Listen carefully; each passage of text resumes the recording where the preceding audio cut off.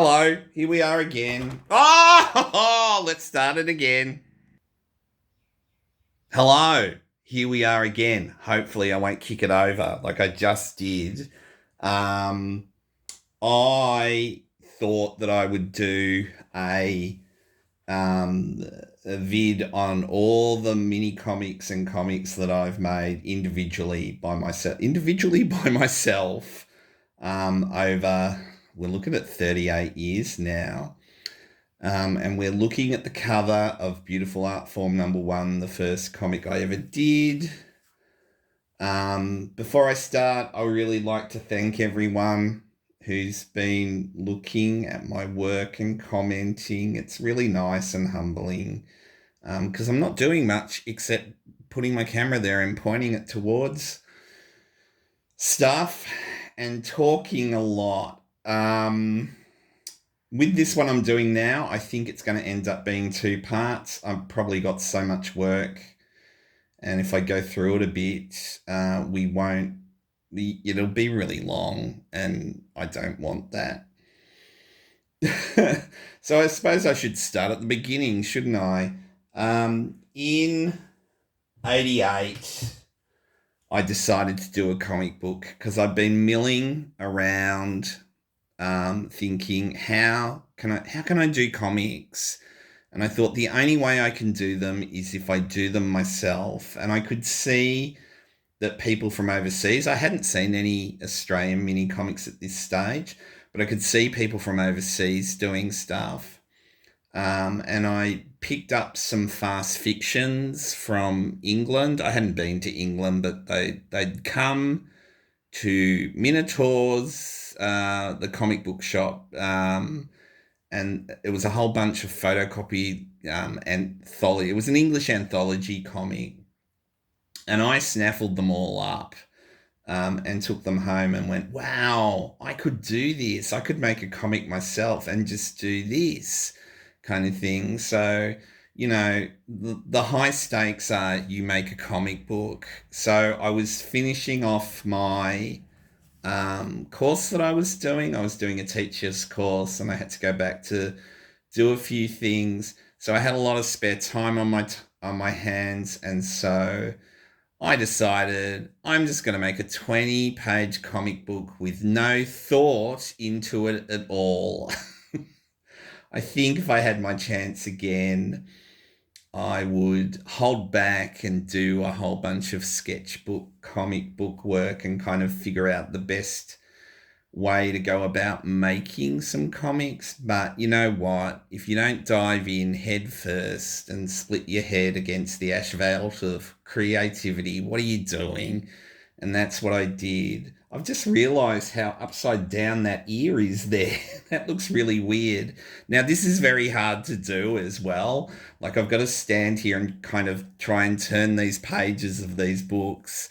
And this is stapled on the side. So I made this book at school, like at my college. We had a photocopier downstairs in the library that didn't get used much, and you could pull things apart and print and then pay later. Pull things apart, I mean, you could flip over, do double-sided photocopies. The other thing, this artwork is actual size. I didn't know how to reduce. I had no idea how to do that kind of thing. And over the years, I think even with these books that I'm showing you now, the Beautiful Artform stuff, I learnt how to do it over the years, where some of these have got, most of them are A3 artwork. There's a lot of A4 artwork in the next two, I think. But a lot of it was A3 artwork, and I did it that way, and it reduced okay. So, but anyway, first effort. I like the cover, and the cover had, as you can see, a very faded highlighter now, but it had highlighter on it. So that's why, and I had a green, a pink highlighter, and that's why I've got two copies here. Let's delve in. Now, this is hard because I didn't know how to staple on the spine, so I've stapled on the side here. So they don't turn really well, but we'll see what we can do. It's going first time. So there's two good pages in this book, and that's this first one, which is inanimate objects tell their stories, and that worked really nicely. Did I mention it was 88? So it's 38 years at this junction as we make this. And look, there's the original beautiful art form. Cartooning is a beautiful art form. It's something I came up with as I was thinking about making the book. And I don't know where cartooning, other than coming from my mind, I don't know where cartooning is a beautiful art form came from, but I was just trying to be weird and wacky. I was very influenced at the time. Like I loved Yummy Fur, and Yummy Fur was kind of doing its Ed the Happy Clown stage. If you're not a cartoonist, you probably don't know what I'm talking about. But yeah, and it doesn't come across like that at all. It just, I don't know, third-rate stuff. Like you can put down your early work. It's okay. So for some reason, it's good to see that I haven't changed at all, and fecal matter is still really big in what I do. So Rex the dog here, Rex's poo is 60% chewing gum, and so it was a dog who could poo chewing gum. And he's a dog on a mission going to get this scientist who's cruel to the poor monkey here. The monkey has sulfuric shampoo on him. Of course he does, and is suffering quite a bit here. I didn't mind doing that panel. That was fun. As I said, this is all actual size. And the way you used to do this too is you physically made either paper, or you get paper or cardboard and paste replicas of the page on to the paper to make a dummy of the magazine, and then you would photocopy, and you put on the other side of the paper, you would put the other artwork as well. I don't have any of those dummies left now. They're all gone. And you used to have to, if you had cut paper, you used to have to liquid paper the edges so the edges wouldn't be sharp. It was so much work. Thank Christ for our good friend Photoshop. Okay. And the thing I've noticed here is, number one, I don't crosshatch. Don't know what happened there. Wasn't into that. Boy attracting cosmetics. And that's what it says on the sign. And also too, so what happens if you drink a vat of molten lipstick and the poor monkey is drinking molten lipstick? Oh, it was funny. What happened?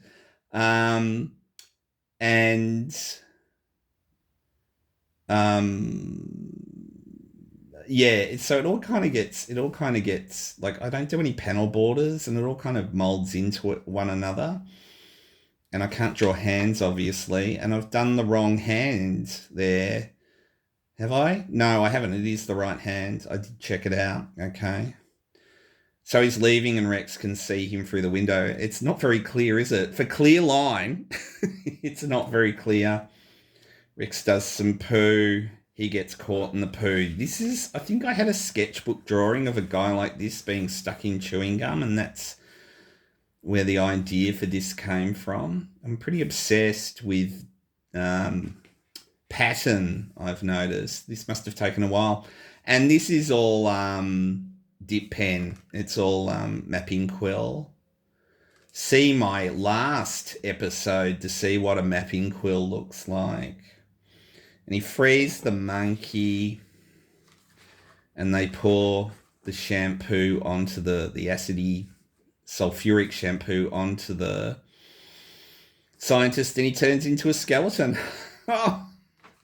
And then we have poo zombies here. Sorry, my hand's in the way, but there's not much I can do. And it's about a girl and the Karen Black television horror film Trilogy of Terror. And in Trilogy of Terror, the last story affected many a young man of my age, of a little, it was like a little African doll or something, spirit doll, that had a chain around his foot, and when the chain came off, he came to life and attacked Karen Allen. And it was such a weird story. Everyone remembers it, of a certain age. And I think in the end, she chucks him in a microwave or something. I don't know. It was the 70s. Do we have microwaves? And he burns and the spirit goes into Karen Black. What a great actor. And so I did something on that, and Pooh Zombies coming out of a toilet. That's probably Robert Crumb, that, what's that one? High Tone Comics with Pete the Plumber and all the guys going through the toilet system and coming out covered in poo. Probably the same kind of thing. And I don't know, it's a terrible story, this one. I don't know what to tell you, kind of thing. Oh, she's being told off for using too much toilet paper. I don't know. There we have a poo zombie coming out of the toilet, but you can't really tell. It's very hard to see stuff. I tried. I probably needed to be more clear-lined than I was. And then the little native guy kind of gets a vacuum and sucks up all the poo zombies before they attack the girl. And I thought that they were going to be a thing and be a team, but it's the only story I ever did with them. Oh, and they got married. And the last page, which again is the second good page on it, which again is a bit autobiographical, and it's I used to be a newspaper motorbike boy in the mornings. I used to do this big round. That was my job that I would do when I was going through school. Cash in hand for the Ferntree Gully News Agency. And yeah, I used to crash the bike all the time on wet grass. Dogs used to attack me. Renwick Street's vicious dog. The holes were too small to put the paper on. I killed lots of snails. I ran over them. It's probably the only good other story in there. And this cover is wraparound. I like the cover. That worked really well. So that's beautiful art form number 1. You know what? I'm going to put my head in the way. Maybe we'll do an edit. I've got to do an edit on these things. And that was the first one I did, and I think the second one came out pretty quickly. I got excited about doing it, but got really depressed. Actually, no, because this one did terribly. Like, everyone didn't like it, and so they shouldn't. I'm not saying they should, but they said, hey, keep drawing, Neil, but you suck. So I've got number 2 here. Let me see. I've got to see the date. 1990. So it was a year. 2 years later, because I went off to work. I went off to teach. Let's see how that looks. That looks good. I went off to teach at a school and I didn't have time. But with that first one, it got me... it was an avenue to send stuff to anthologies.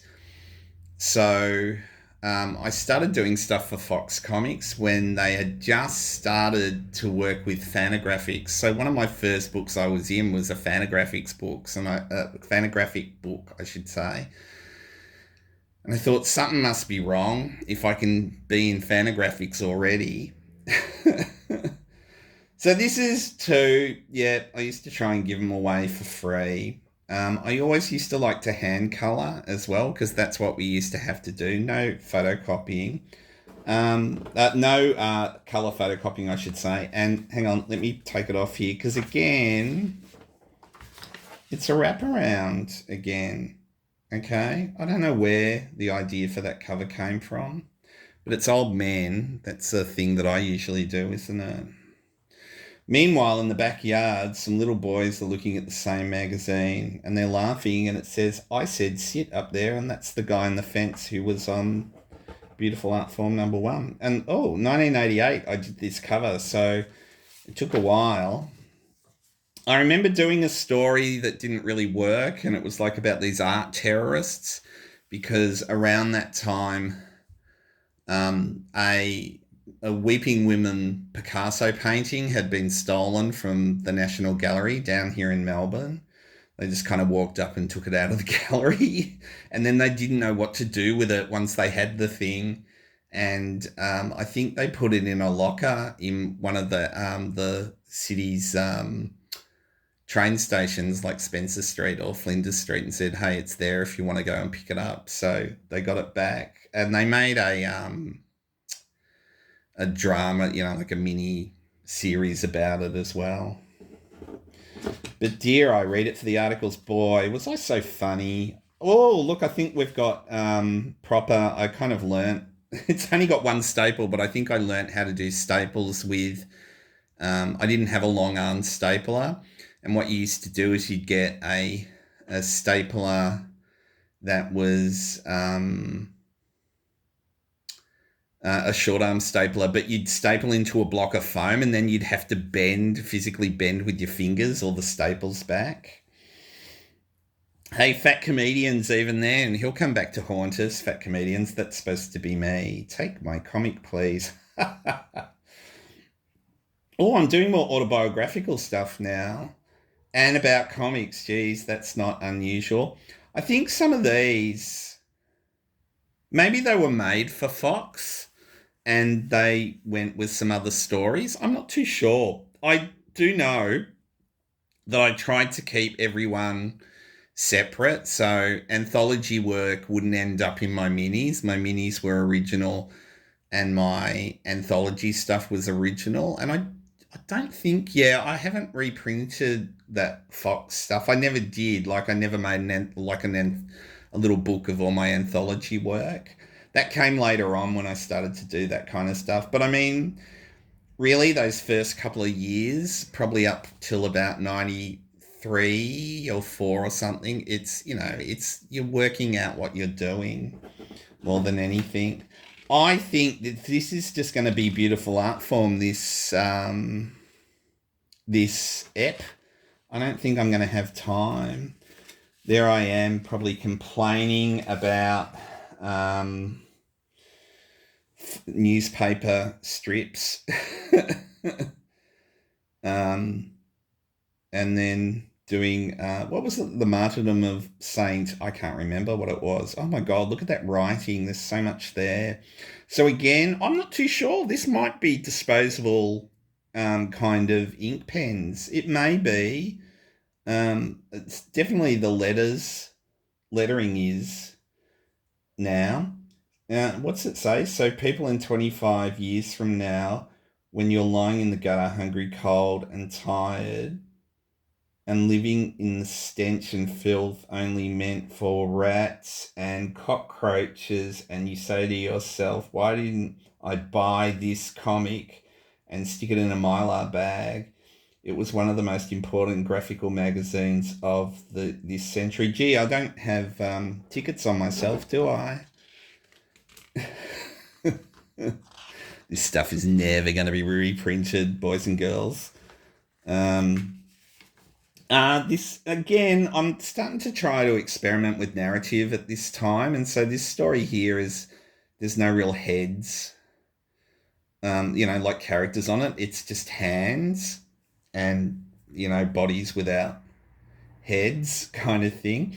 I don't know why I've done it so weirdly small. This work would have all been A4 at this time. I kind of realized you could reduce stuff, but I thought A3 would be too difficult, like you wouldn't be able to see it properly, so I didn't do it like that. Oh look, someone dies in one of my comics. That's unusual. That's different. That's me being sarcastic. The work ethic sucks. 1990 was about factory jobs I had, and I've had a ton of them over the years. Look, it's getting a bit better, but this is all a bit picture booky. I will say that. I used to work in a foam factory and used to have to run around with molten blocks of foam and take in all their toxic fumes. And there's a guy telling me not to use a mask. You don't need one of those. And I did work in a cardboard factory where it did cut up my hands because they didn't have the machine to load the cardboard onto the cardboard box making machine. So we were expected to do it, and I was very bad at it. And I worked with these incredibly weird, angry guys. I like all this stuff that I've done, like power cables and chains around here. That looks great. Yes, I worked with these morons who swore at me a lot. Don't look at that. Don't look at that. I like that shoe. That's good. I can draw. Look at me.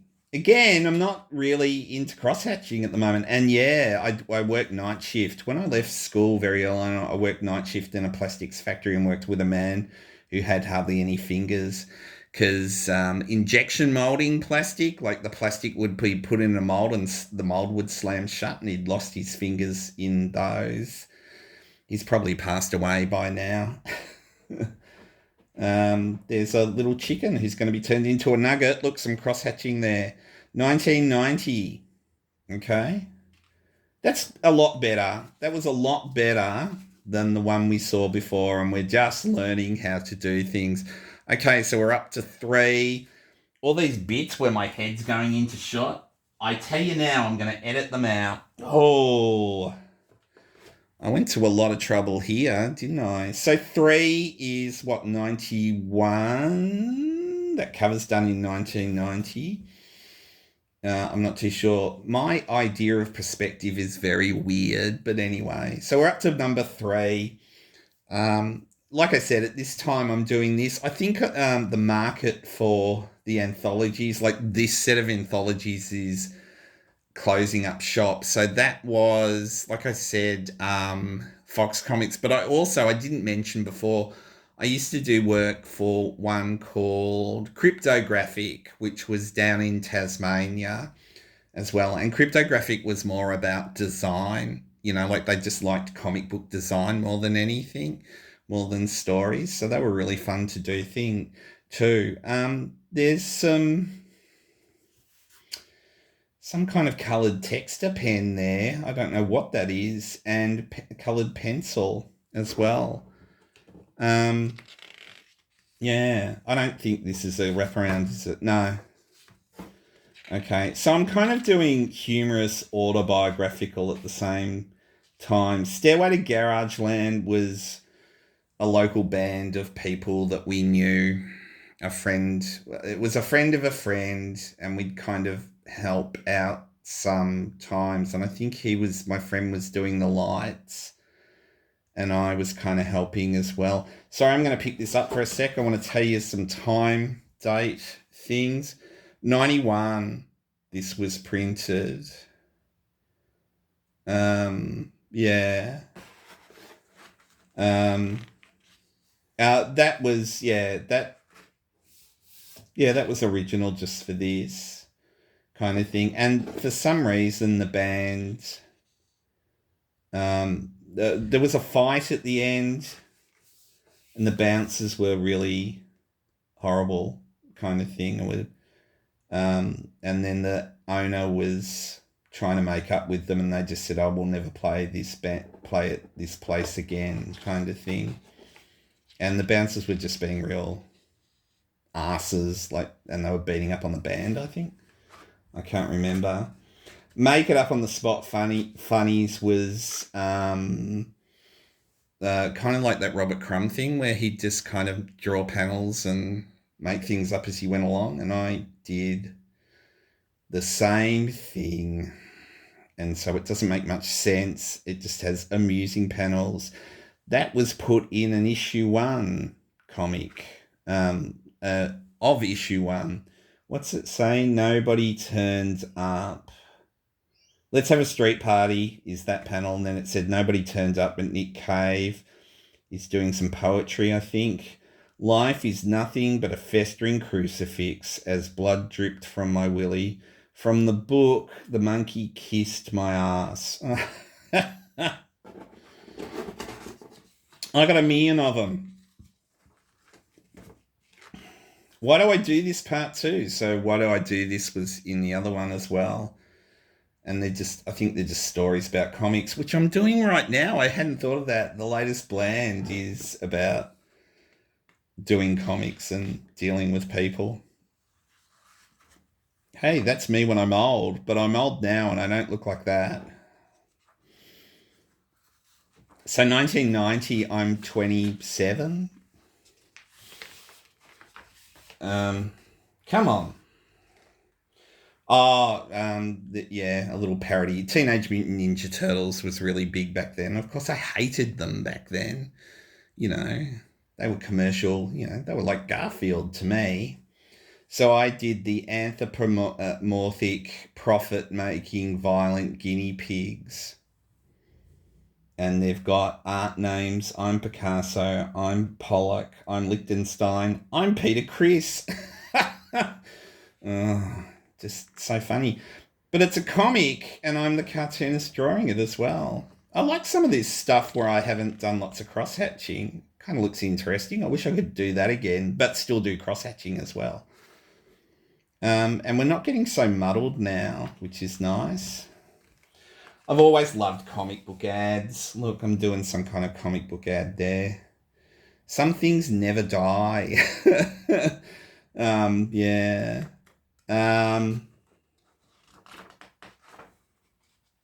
Come on, Paige. I hope this isn't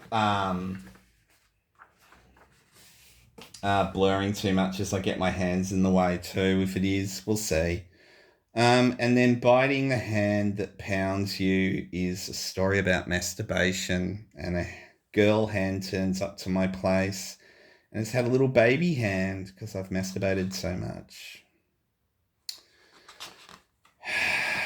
What can I tell you? And I did my hair black because back when I was that age, I dyed my hair black for some stupid reason. Who knows?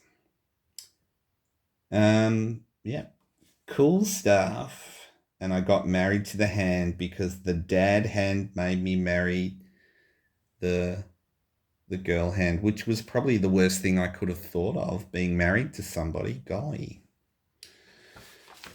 3, we're tracking along. I don't know. The Black and White Artists Club had become aware of me and got me to join them. And I did that, but I just saw it as kind of a useless thing to do. I didn't see much point in joining them at all. So here we are, and we're up to 4. It's got a little golfer on the top going 4. And that's Ernest Borgnine and his family looking at a comics page. And I think I did the cover like that. You know why? I was looking at Julie Deschaux's Dirty Plot and thinking, what a cool... and she did a lot of that kind of thing where she got collage work and then put it into artwork. Yeah. And so I thought I'd try and do the same thing. And I've still got the original here, and this is all kind of turned brown, of course. And I think all of these are kind of pasted on later, and you'd have to physically paste things on. I'm looking at the staples here and thinking, am I doing side stapling still? I don't think I am. I just think I was bad at getting on the spine. That's all. Okay, let's have a look. And it's beautiful, and the Artform, like sticky letters that I found, because, yeah, I started to get really into the collage thing. So I had by this stage, okay, so in 92, when's this? 93.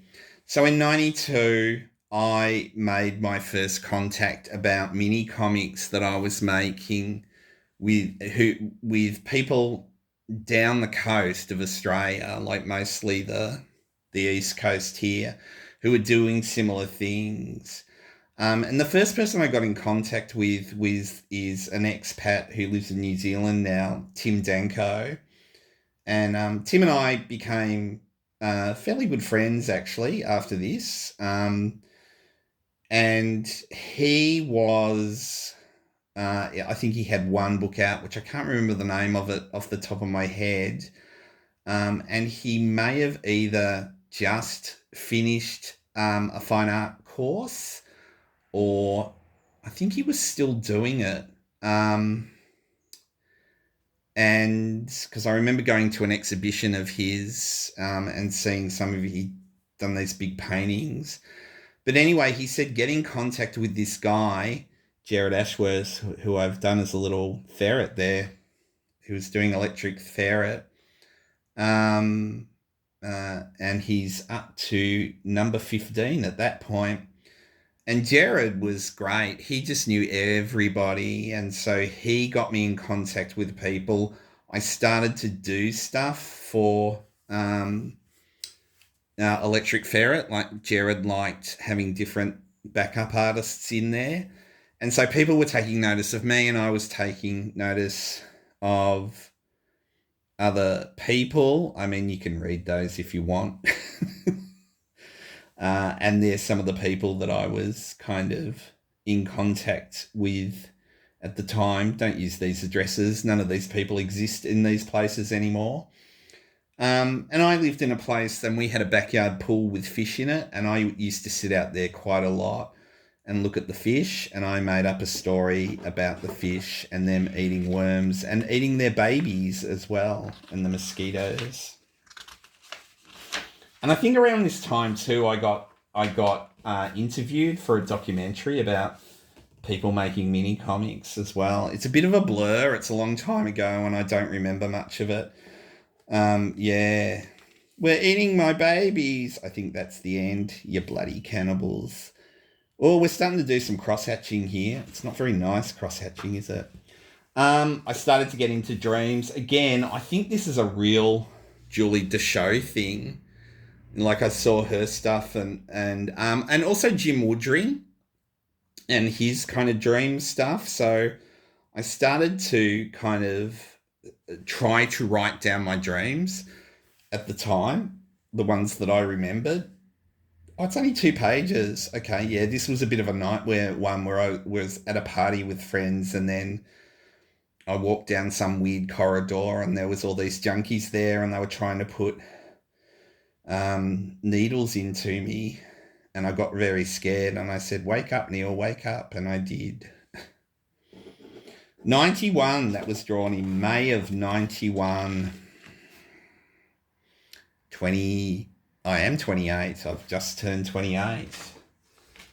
Wild Wacky Student Days was the very first shared house I was in. It was like the Young Ones. I really related to the Young Ones when I saw it, because my life was very much like the Young Ones. It was kind of weird. Okay, we're going to get away with this. I hope so. And yeah, we used to have naked people walking around the house all the time, to tell you the truth.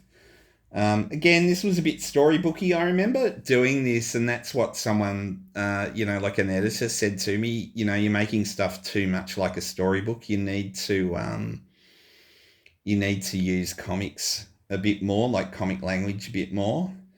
Again, it's all A4 at the moment. I don't think I've graduated to A3. It was a wild place. We had devil worshippers in there as well. And that guy was in a Melbourne band that were called the Zorros. He was the bass player, and they had a song, Too Fast, Too Young. And I think he's passed away now. He passed away about 10 odd years ago. Yeah, good old Craig. He had a troubled life, the poor man. Had a busy brain. Budgie's story is from when I lived up in Benalla. I was a teacher up in Benalla, and I was coming home, and a budgie landed on me, and it was quite domesticated, and an old Italian lady was asking me about the budgie, and I didn't know what to do. They grabbed it, obviously. The man grabbed it and took it, put it in his Avery that he had. So he chucked it in his car. Gee, the panels are so tiny and the lettering's so weird. I remember Phil Bentley, of all people, said, you need to do stories that are more substantial. He was one of the editors at Fox. And so I started to do a thing called Substantial Stories, about little things that happened to me, like little stories that I could write about. And this is about a time that we went on a picnic, and I was told not to go near the water. And of course I did. And I fell in the water, and we had to go home with me naked in the back of the EJ Holden that we had, and wet because we had to go home early because I fell in the water and spoiled everyone's picnic. Good on you, Neil. So that's 4. Okay, we're almost there. Yeah, there's definitely. I'm gonna have to do this. 5 is a biggie. So 5 is boy cleaner. A lot of people like this. So I worked in a bank as a cleaner, and I did a whole comic on it. And this is A3. This is the first time I was doing A3 as well. So I'm not too sure where this kind of stuff is stuff that I pulled out of the rubbish and kept, like folded it up and stuck it in my pocket kind of thing. And that was just from a rubber, I think, because I just wanted to make it look like it had a barcode on it kind of thing. Yeah. So, I mean, if they knew I had this kind of stuff, I'd probably get into a heap of trouble. Look, that's someone at the ATM back in the 90s. What are we talking about now? It must be about 92, 93. And there's my little card that I had with my name spelt absolutely incorrectly. And you can see by my happy face that I was happy about working there. And these are just like computer sheets and stuff. I was just fascinated by them, and they had stickers, and I stuck all the stickers together and made, I love doing that kind of collage stuff. I found it really interesting. And I liquid papered out all the information here. I don't know if he was a bad boy or not. Maybe I shouldn't have that there. So 1991, yeah, is when I worked as a cleaner kind of thing. And just with these schmarks, like the people I worked with were horrible, and the people who worked in the bank hated us being there kind of thing. You wouldn't have that today. You wouldn't have bankers working. It wasn't a bank. It was like one of those financial institutions that were connected to the bank. So it was part of the National Bank, but not a bank per se. You didn't go in there to get money. Customers didn't come in. It was all about, I don't know, trying to get money moved around, financial stuff that I don't understand. And that's right. One of the television comedy shows of the day, did a parody of their ad one night, and I'd be standing there with my mop and my bucket going up in the elevator, and there'd be people talking about it, and they'd be getting really upset, going, "Oh, can we sue them?" Because they've made a parody of our fantastic ad. But no. And it was around this time I was thinking too, what am I going to do with my life? Am I always going to end up being a cleaner? And they were horrible, horrible people I worked with. Look at that artwork. That's awful. Yeah, I don't know how people read this stuff, and it's very muddled. Sorry, I know, yeah, you got to knock your own artwork, don't you? You know what I mean? I was very bad at perspective. I know that.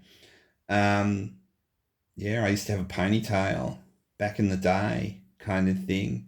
And worked with horrible people, like I said, and yes, had to clean pooey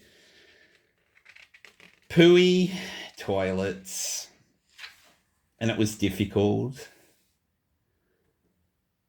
And had conflict with a lot of the workers there. They just did not treat us nicely.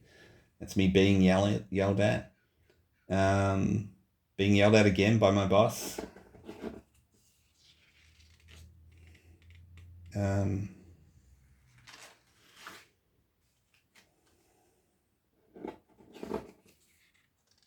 They were talking about comics one day. Is that right?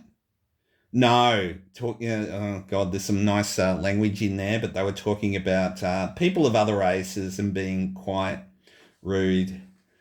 And then talking about, well, I learnt something there. I couldn't understand why in the toilets there would be feces on the front rim of the toilet, and a guy was telling me how a lot of people kind of get up and stand and squat on top of the toilet so they can do their duty, and they'll hit the sides and they won't bother to clean it up. You've got to do it for them. And there's I used to get upset about people drinking out of plastic cups, and there'd be all these plastic cups, and it was a waste, Get yourself a ceramic cup. There you go. Well, there's some nice stuff in here. I don't mind it. It just gets a bit muddled, that's all. I don't know why I'm talking about trams, but we used to have art trams that were painted by local artists. I don't know why I'm doing that. But yeah, I found autobiographical stuff worked pretty well because, um, it's what you know. You can do what you know. And they were certainly interesting individuals to work with. That's for sure. Oh, there we are. We're talking about comics now. Red Eye, Blondie. Remember Red Eye? Remember Ernie and Garfield and Robo-Man? Fred Bassett. What a laugh Factory Fred Bassett was. Haggard the Horrible. I don't mind Haggard the Horrible. And Andy Cap. Don't mind Andy Cap. It's of its day, but it's not too bad.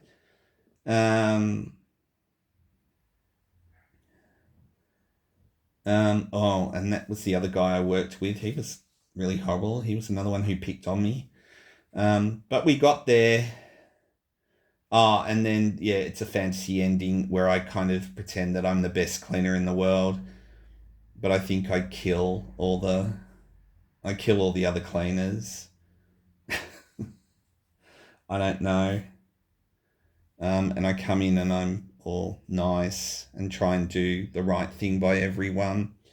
But I turned into one of those guy cleaners, and I'm just being racist to the Asian man who's made a muddy marks over it, kind of thing. It took a long time. It took a whole year, I think. Yeah, most of 92 to make that. So it was finished in December of 92.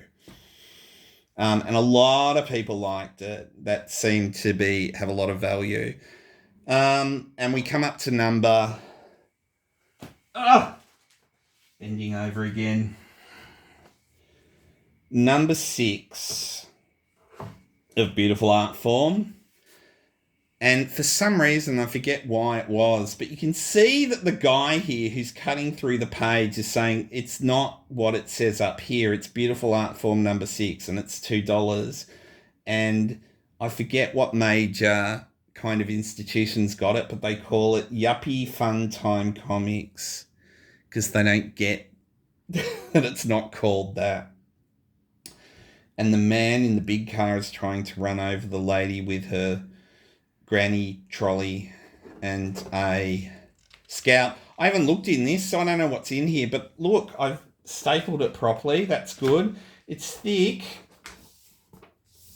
Here we go. Again, I'm starting to talk more about other cartoonists. We used to do that all the time. We used to plug each other. I remember those pages taking a really long time for all the lettering, and they're A3. Sloth of Approval, that's another thing that I've used. I've got to start using that again. I haven't used it for a long time. I had a P.O. box. Weeping Women, I sold that page. I feel like redrawing it, so I've got another page of it. It ended up in Bland as well. I've just done a colour version of this in the latest Bland, probably start of this year. I did a colour one. Now, I had been overseas, so there's a couple of kind of overseas stories in this one. What was that? It was a dog attacking a bird, and I was getting angry at a lady for letting the dog attack the bird. I think that happened in England. Penciled, inked, and written by Neil Wonderboy Blandon. Gee, I'm really kind of doing that crumb thing, aren't I? And it was England, 92. Okay. I did it in 92. I wasn't in England in 92. Can't Complain is a Stan Ridgway song. Oh my goodness, I did the classic do a comic to the song lyrics, which is really not a great idea, but I did do that. There you go. And I went a bit crazy with the lines. You can hardly see what that is, but it's a boat on the water. Out on the water where the sailing men all go. The water's high while all the fish swim low. Gee, that's hard to see. Need some colour maybe.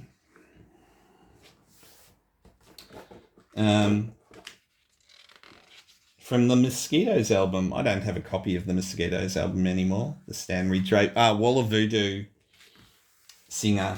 There we go.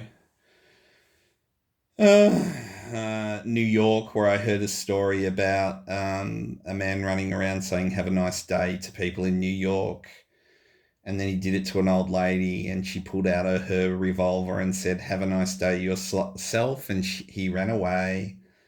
Um, mm. And as you can see, I'm a wag.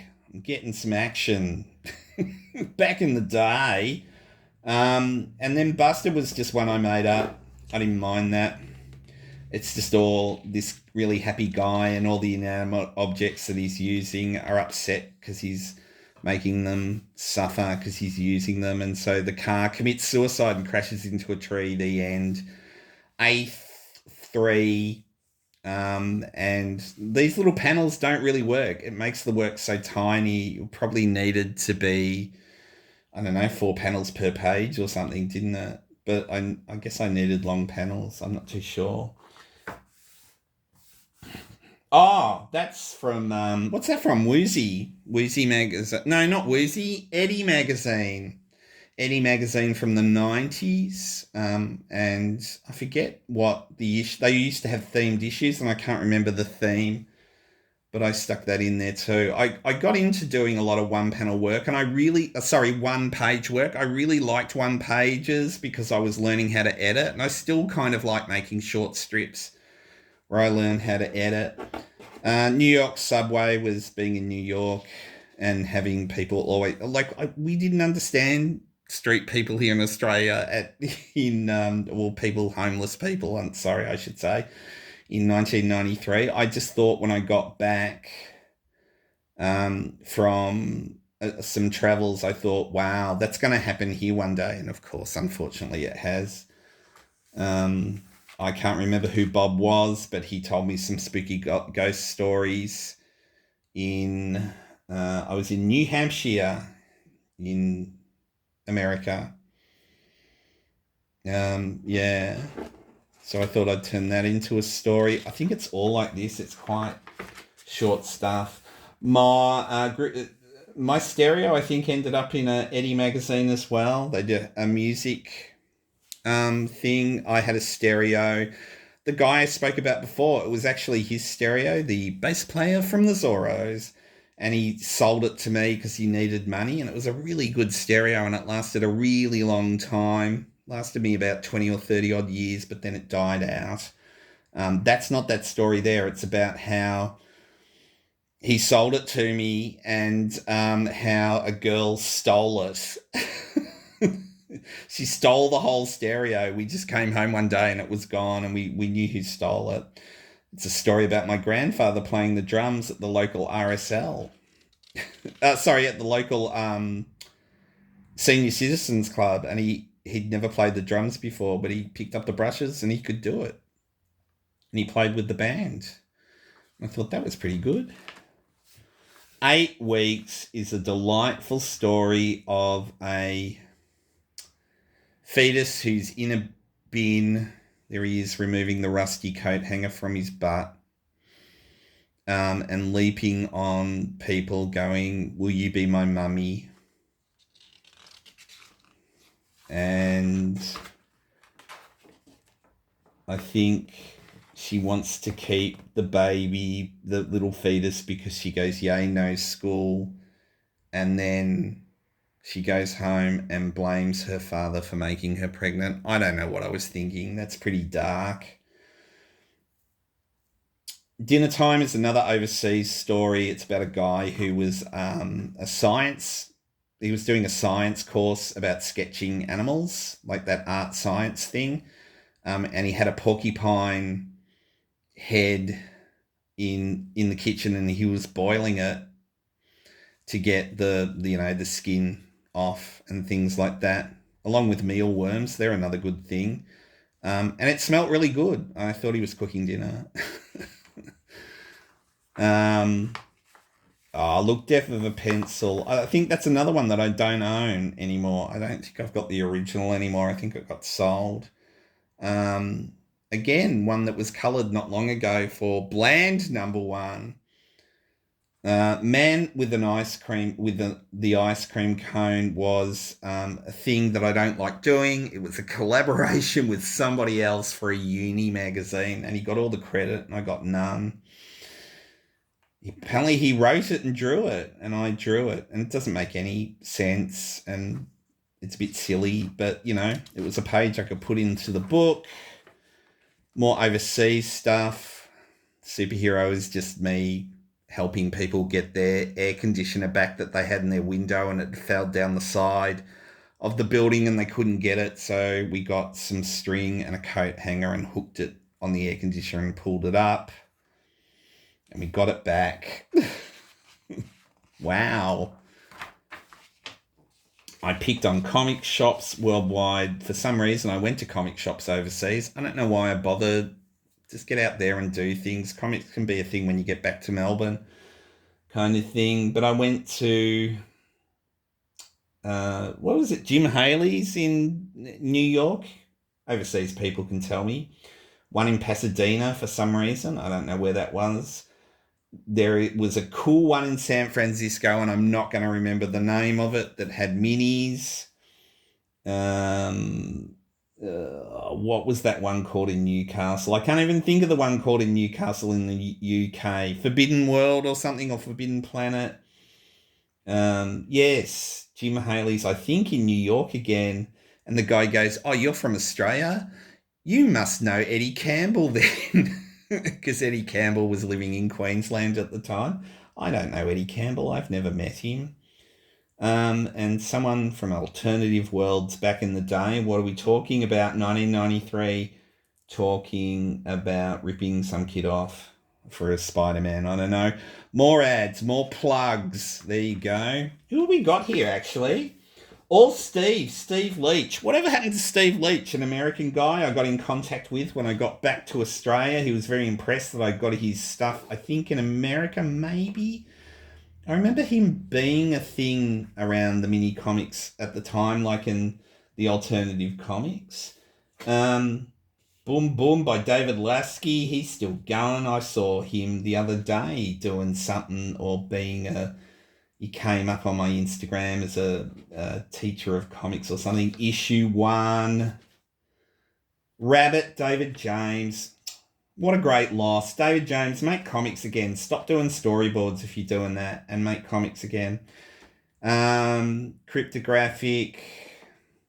Christy McMurray, who I met a couple of years ago doing Animal City, and he's still occasionally doing comics. And Damien Woods and Small Intestine. There you go. And there's always something else to talk about. Toby Neal's Tales from the Sewer. Toby Neal's still going now, going strong. He's got a little YouTube thing happening as well, if you need to see it, which I am not going to remember the name of. I will give it a plug. I should put them in the bottom of my YouTubes, shouldn't I? I think that's going to be it for today. And that's one of the first things I ever did. Don't be a wimp, learn how to cartoon. Proper things, I should say, that I thought, this is where I need to head. And I think it might have been my first A3 piece. Again, coloured for bland just recently. I'm really tired. It's just going to be beautiful art form. I'm going to have to change the slide and say, hey, this is just beautiful art form minis. And I'm going to continue doing this, and I don't know what I'll do next, but it'll be more minis leading up to the bland comics. That was fun. See you next time. Cartooning is a beautiful art form. Bye-bye.